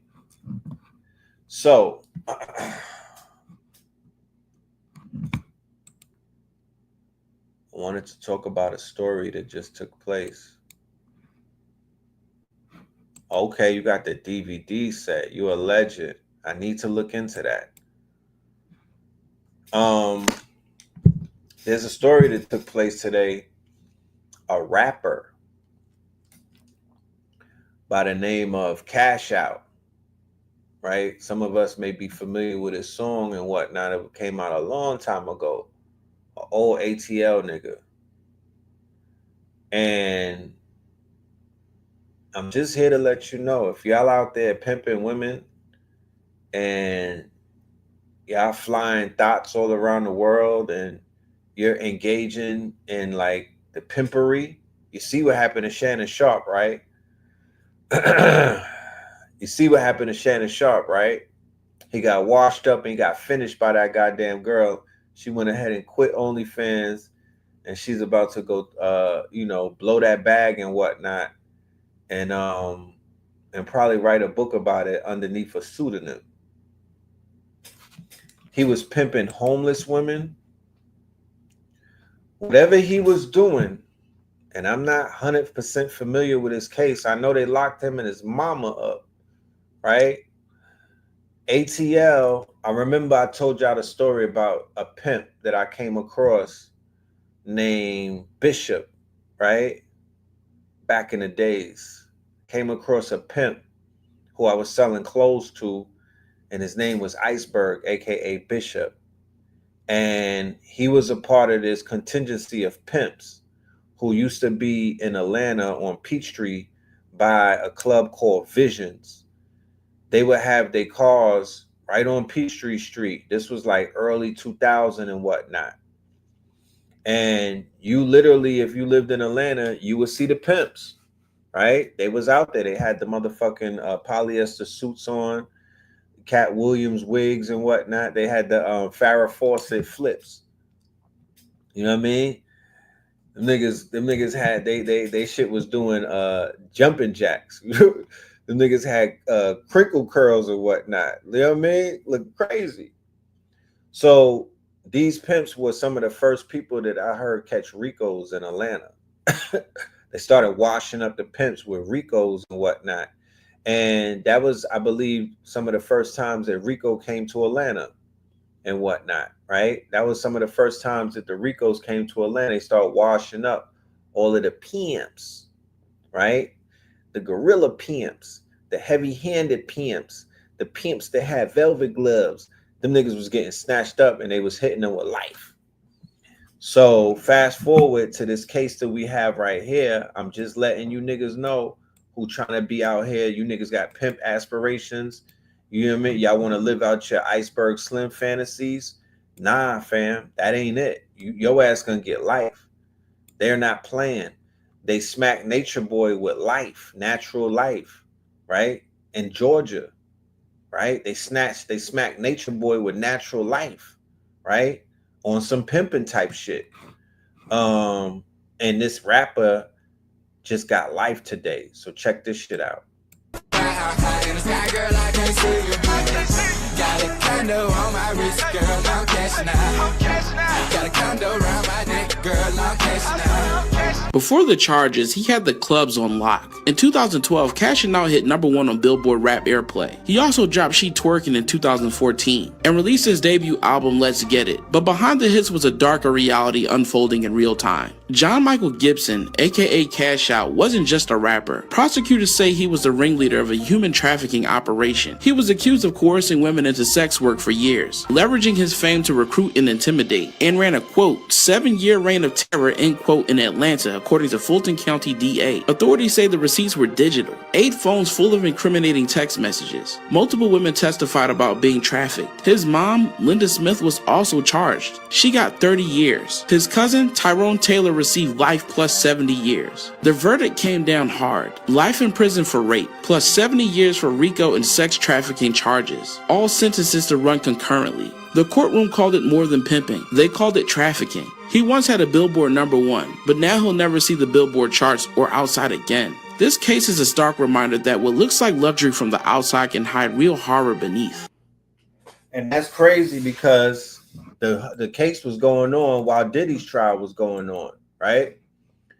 But they put a lot of the spotlight on the Diddy case and whatnot, but simultaneously at the same time, this shit was happening.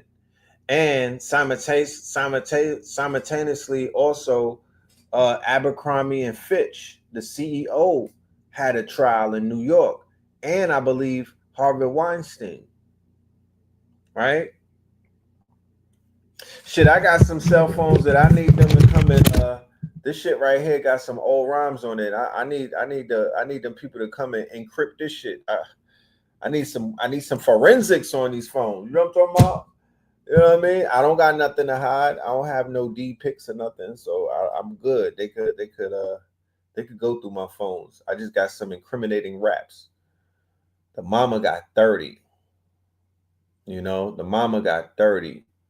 I don't have no respect whatsoever, nor do I have any soft place in my heart for a nigga trafficking women. I told y'all before when I gave you the story time on the pimp named Bishop, when I seen how he played the prostitute, when I seen how he got down, I said never again, bro. I would never give these niggas 1 ounce of respect. Cause I got an inside look on what that shit is really about. And that is a demonic that's a demonic hustle. You feel me? That's a demonic hustle. You can't have a heart in that hustle. That is a heartless, uncompassionate, unempathetic, unsympathetic, cold-hearted, demonic shit that is a curse and a spinoff of, you know, the white man or the slave master. I don't respect it. You feel me? I don't respect it. I do not respect it. You know, I don't. So it is what it is. It's a stark reminder that this shit is real out here. And yeah, you could get your issue if you're looking for it. They're not playing in Atlanta. You feel me? They sending niggas up. They are not playing out here. I promise you. Everybody running around trying to cosplay this and this and that, and they getting sent. They getting packed up. Another person. Y'all might not be familiar with this person, but this is the Heritage Foundation founder. This is the man that's behind Project 2025. This is the man behind Project 2025. So, yeah, that part, you know.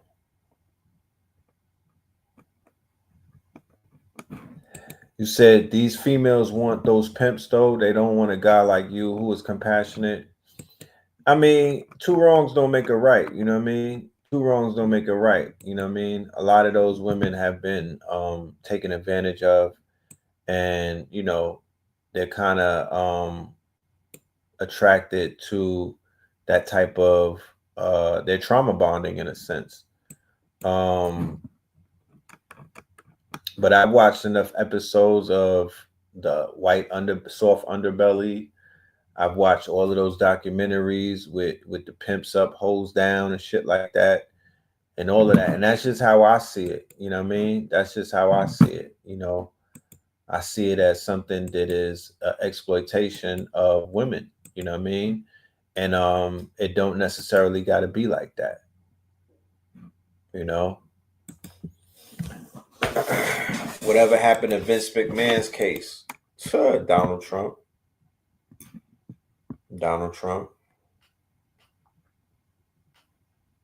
You know,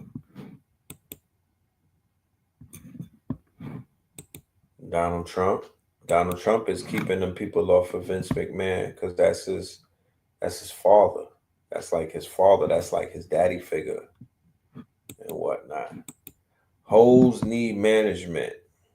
You feel me? Hoes need management. Yeah, they need direction. They definitely need direction, and they definitely need management.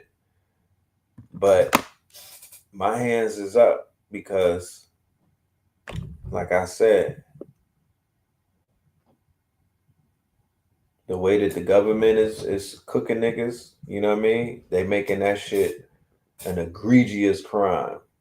You know what I mean? They making that an egregious crime to pimp the women.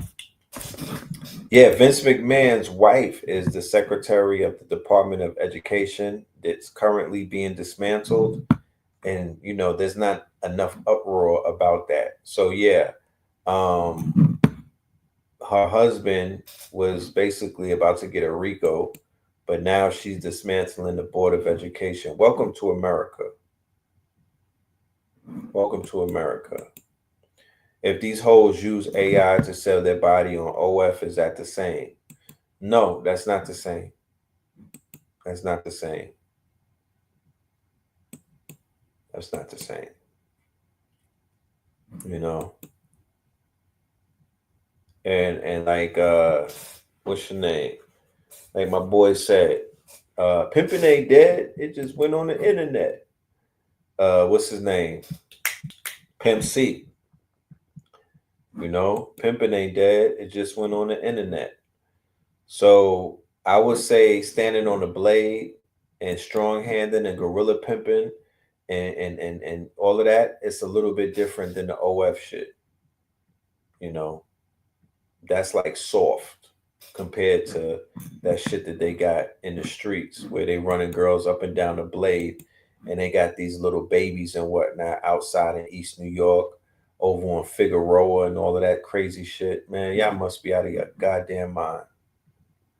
Y'all must be out of your goddamn mind. But nah, I can't respect it. You know what I mean? I can't respect it. Yeah, let's play this AI video music, this AI video that I premiered the other day. Let's play that before we get up out of here. Man, hero is on the journey. He's always looking for the enlightenment, and he's come to find out when he finally reached the enlightenment, that the enlightenment was the divine hero is on the journey. He's always looking for the enlightenment, and he's come to find out when he finally reached the enlightenment, that the enlightenment was the damn journey itself. You understand what I'm saying? He has to go and do all these techniques and trying to find other people that can kill this man. And it's always at the end of the movie, we realize, hey, I am the goddamn master. Leveled up, new fashion, activated realization that a nigga is the master. Stacked in them racks, in them crops by the pack, nigga. Superhero action figure, fuck the chit and chatting, nigga. Son of a Saul, golden diamonds over gauze. They ain't appreciated fresh, and now we give it to them raw. What's that ball? Old man now, haters stand down before I incinerate the whole realm. Have all your mans now, floating, planning, hopping. The audio psychotropics, fine art, copping, shopping with my empress. Locked it, my enemy defeated. We wiser from the achievements, and he hating is a greaser. He can die if it's breathing. We breezing off in the air. Me and my lord shaking shit. You prepared or you scared? Lord Bay. I got a silent partner inside of my Parker that'll turn into violent partner. Outside of get darker. Start pulling down that mask like I'm Peter Parker. Start beating on them drums like I'm Travis Barker. Walk them down. I'm just your average New Yorker. All you see is sparks like them bottle girls that be having them sparklers. Light up 6 out of 7 chakras. 6 out of 7 doctors is pouring out a little vodka. They couldn't stop the bleeding. Pouring out your 7 chakra. The job offer was given to a man who's speaking no English, no habla. The price was right like Bob Barker. You were corn on a cob gobbler. I could see the bitch in you like an ultrasound Doppler. I got an ultrasound chopper, ordered off my Overtown mobsters and Mount Shasta. I drove around with rosters, working on my posture, blowing on the pounds of the Zaza, underground like it's Gaza. The Bobby. Ah! See the Bobby in that? That's crazy. Word from my sponsors, real quick.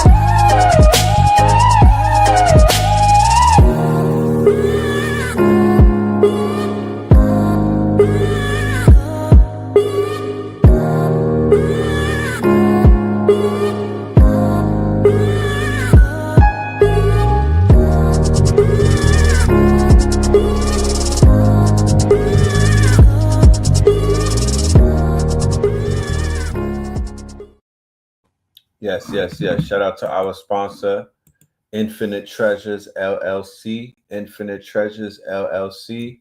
Make sure y'all tap in with the guard for your latest and greatest jewelry, from the ankhs down to the amulets, down to the cuffs, down to the rings. Our good people at Infinite Treasures LLC will take care of you. Mention my name. All right. Say that you got it. Did Red Pill sent you and whatnot. Tell them that you got it off of KTL. We will have also some codes coming up in the very near future, so you could drop the code and probably get a discount. But I'm working on that for y'all, because a lot of people have been hitting me up and they said that they're interested in the jury. Let's go to the original commercial. I like the song. Let's go. Trumpet sounds of golden harp. I saw in a Zion these crystal balls of lightning. Definition of a crystal: order, symmetry at the biological level. Melanin is a complex crystalline biopolymer. It is found in the nuclei of all cells, and concentrations of melanin may be found in the brain. Melanin is that X factor that opens up those subtle realms and means of communication. Again, intuition, clairvoyance, clairaudience. Yes, I. Crystal balls of lightning, thunder in different sort, 4 and 20 nations around this. It was very cloudy, earthquake over the north and the south side, seraphim thrones and That's my shit right there. AAA workshop coming up this Friday. We are on week number 3. This is going to be about APIs. Make sure that y'all are in the building, all of my students. If you're not signed up to the workshop, please make your next move your best move. AAA workshop is really the triple AI workshop. We building on automation, agentic AI, and APIs, and we're bringing everything underneath one quote-unquote banner. We're building out a whole agency. We have a mobile app that we're working on. This workshop is one of our biggest workshops to date. Make sure y'all tap in with us. AAATM Master Workshop, Build and Deploy the AI Empire. Behind the world's next billion-dollar companies, the ultimate 4-week certification to dominate the age of AI with automation, agentic systems, and monetizable APIs. Stop being a spectator in the AI revolution. Build your own automated empire, deploy autonomous agents, and monetize your stack with real APIs in 30 days. Yes. And we have AI bundles for the family, the triple threat workshop. All right, the triple threat workshop that includes March Madness.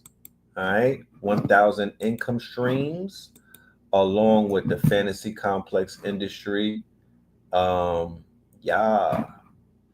I do have a Suno account, but you could send songs to my email. Special announcement too. We're going to, the email is right there, the March 125th. We're going to be premiering our radio station. We have an online radio station. If not Thursday, then definitely one of the upcoming days, maybe even tomorrow. As soon as tomorrow, we may debut our radio station. So this is going to be something that's going to be major. I have a whole show. We're going to have a whole show based around the radio station and everything that's going to be involved with that radio station. All of the things that's going to be possible with this radio station. We're even going to have the opportunity for y'all to build your own radio stations. But yeah, we're going to make that announcement. Let me see if I can pull up the link. Okay, here it goes. Here it is right now.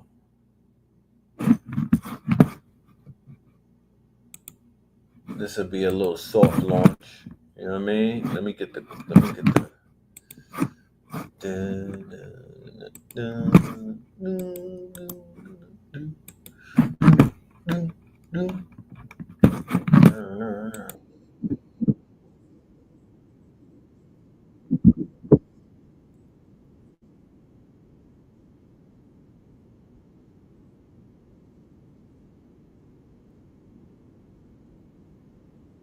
right?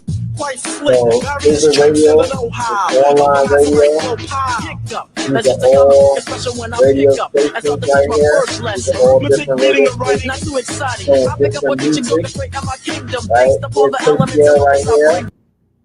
We have blog talk radio shows, programs. Elements get together and they form. The family thing is everything. It's just like the cell. We have to break Here are from different the radio macro shows. to the micro, because the same truth. Wait up, hold. Dang. Okay. I gotta do it colossal. Yeah. You're listening to I1 Radio on i1radio.com. Or another, because it is just so. So they got sport. They got mixtape. They got interviews. They got Moorish radio. Okay. Left it on my nightstand. Get hot, it feel like a fan. Liberia radio. KTL Press radio. So. Invisible Ink radio.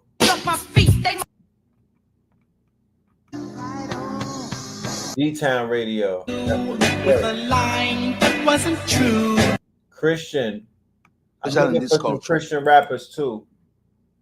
Boss radio. We got Khaled. Brought in the hulls of slave ships. You say it was 1619, but white folks do lie.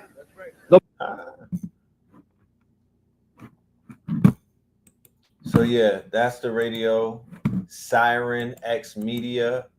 We're gonna do a campaign for this, a rollout. This is not the official rollout, but we are going to be.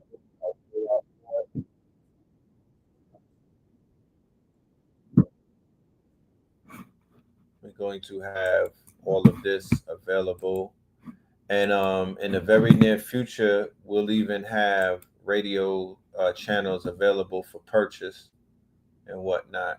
You know what I mean? For anybody that's out there that wants to get busy and wants their radio show. But yeah, playlists. I need playlists, right? I need playlists. I need you DJs that are out there to tap in with me. Can you get it on your Fire Stick? Yes. I need you DJs that are out there to tap in with me. I need program directors. Like, I need us to step up, bro. We are entering into a whole new space where opportunities are just popping out and whatnot. And we will lose these opportunities if we're not prepared with the hands to catch them. I can't catch everything. I'm bringing things, but I need y'all to pick that shit up and carry it and do what y'all got to do with it. You know what I mean? But this is literally a station that you could just have on at work, in the crib, at your store. You know what I mean? It don't have to be KTL. It could be another station. But, you know, we have to be, what I'm doing is I'm divesting myself from places that don't serve me. So F terrestrial radio, F Hot 97. I would be a goofy if I keep going back to these places that we know that we can't win in these spaces. You feel me? We can't win in these spaces. We cannot. So we got to build our own things, and then we have to populate whatever we built. I'm taking my attention away. I'm taking my gaze away from anything that doesn't serve me and whatnot. I'm removing my energy. You feel me? I'm not even going to talk about it. I'm going to spend my energy. I'm going to take my time, and I'm going to build out wherever I'm at. Because at the end of the day, with the heli, you know, with the heli. So you're going to have Red Pill mixtapes, Black Cloud mixtapes, Blue Pill mixtapes, KTL Twin Pillar mixtapes, AA Rashid, the best of. It's all kind of shit that's coming to the radio station. Because theoretically speaking, monetarily speaking, our music, like I love the videos and I love the content and the lectures and everything, but music. There's no, when we talk about publishing, distribution, everything streaming wise, music is at the top of everything. Okay. Music is the skeleton key. It is the most valuable asset that you could create. Don't let nobody fool you. Don't let nobody trick you. Don't let nobody hoodwink you. Music. So the music is going to have to take priority, and we have a lot of it. We've been doing it since 2005 and whatnot. So there's a lot of music, and just because everybody haven't heard it, that even makes it even more valuable, because when we bring it back out, remastered, repackaged, you know what I mean, it's gonna be fire. So with that being said, just some wishful thinking and putting it into the universe. Once again, we want to say rise in power to our good brother, Malcolm Jamal Warner, a.k.a. Theo Huxtable. Man. Okay. Yeah. For the truckers out there, tap in. This is your radio station. It's going to get you across the country. It's going to get you cross country. You're going to be vibing to classic KTL episodes. You ain't even going to realize that you was on the road that long. You know what I mean? But believe me when I tell you, it's the music. But you got to own your publishing. You got to own your masters. You have to own your shit, bro. Got to have your shit together. Your paperwork has to be intact. And I'm going to have a whole show where I'm going to bring an expert. I'm going to bring people who have studied this shit onto the show so we could take a step. It's not even going to be a paid type of a master class. This is going to be a freebie. And I'm going to see how many people are going to take free information and free energy and turn that shit into something that literally could feed your baby's babies. This publishing game is not to be played with. This whole shit, man. Your intellectual property, it is for you. Don't sell your shit. Don't sell your property. Don't sell your ownership. Do not sell your publishing. Don't fall for the okie doke. And do everything in your power to have a motherfucking grip on your masters, so you can play with the big boys. If you don't have your shit together, you stay in the kiddie park. And there's nothing that we can do about it. You feel me? You got to stay in the kiddie park. You're not tall enough. You know what I mean? You know, when you go to Great Adventures, there's nothing that they said you can't get on the ride, my nigga. You too short. You a Negro.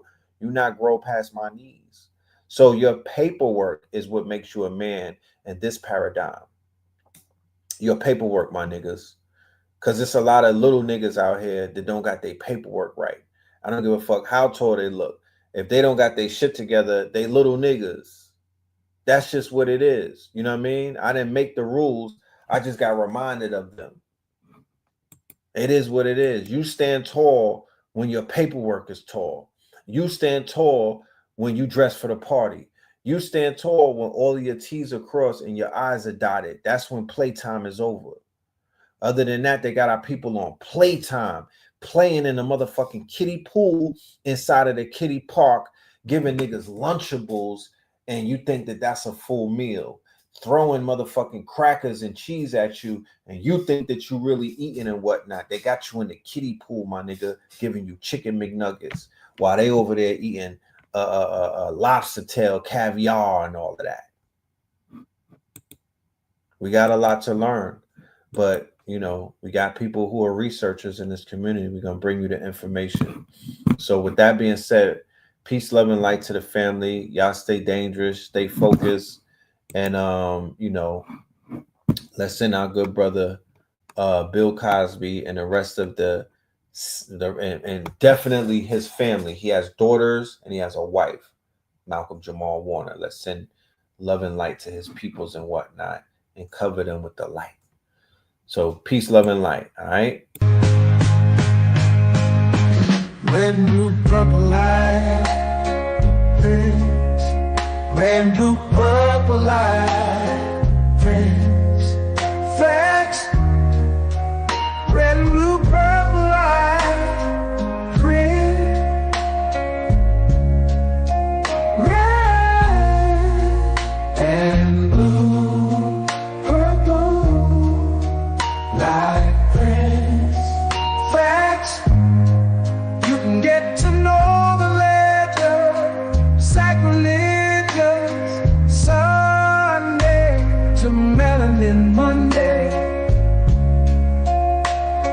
can get to know the legend. My love, just open your third on Thursday. Lord, the food, the art, the clothes, the Vatican's getting exposed fast. We put the show on the road, you better stay on your toes. I was till the land focused on the ego. Then I opened my heart, let go of the ego. Grand after grand, we're stacking up these C notes. Facts, facts, yeah, we gon' put this shit on our backs. Facts, facts, we in your city, pull up where we at. Facts, facts, peace, love and light, peace, love. To the family, peace, love, and light. To the family, peace, love, and light. To the family. These days and time, black man, is going to be the time that you have been waiting for. You came here for a reason. Whatever pressure, whatever adversity, whatever the fuck you feel, I don't know what you feel, but whatever you may be feeling is going to push you, and it's going to provoke you, and it's either going to make you or break you, similar to how pressure busts pipes or the shit makes diamonds.